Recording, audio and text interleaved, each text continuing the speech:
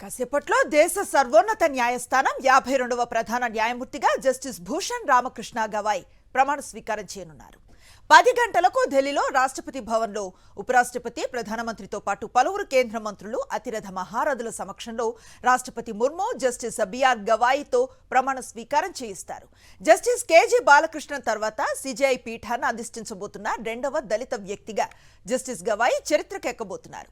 6 నెలల పాటు అంటే ఈ ఏడాది నవంబర్ 23 వరకు సిజేఐ పదవిలో కొనసాగుతారు జస్టిస్ బిఆర్ గవాయ్. 1960 నవంబర్ 24న మహారాష్ట్రలో అమరావతిలో జన్మించిన గవాయ్ 1985లో న్యాయవాదిగా వృత్తి జీవితాన్ని ప్రారంభించి అంచెలంచెలుగా అత్యున్నత స్థానానికి ఎదిగారు. 2003 నవంబర్ 14న బాంబే హైకోర్టులో అదనపు న్యాయమూర్తిగా నియమితులయ్యారు. 2005 నవంబర్ 12న శాశ్వత న్యాయమూర్తిగా పదోన్నతిని పొంది ఆ హైకోర్టు ప్రధాన ధర్మాసనం ఉన్న ముంబైతో పాటు నాగ్పూర్, ఔరంగాబాద్, పనాజీ ధర్మాసనాల్లో సేవలందించారు. 2019 మే 24న సుప్రీంకోర్టు న్యాయమూర్తిగా పదోన్నతిని పొందారు. గత 6 ఏళ్లలో జస్టిస్ గవాయ్ సుమారు 700 ధర్మాసనాల్లో భాగస్వామ్యం అయ్యారు.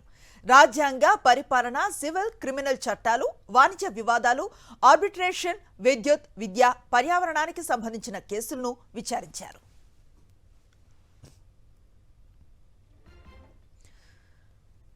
హైదరాబాద్లో కంచగచ్చిబౌలి భూముల్లో చెట్లను కొట్టేటాన్ని తక్షణం నిలిపివేయించడంతో పాటు అక్కడ దెబ్బతిన్న పర్యావరణ పునరుద్ధరణకు చర్యలు తీసుకోవాలని రాష్ట్ర ప్రభుత్వాన్ని ఆదేశించారు.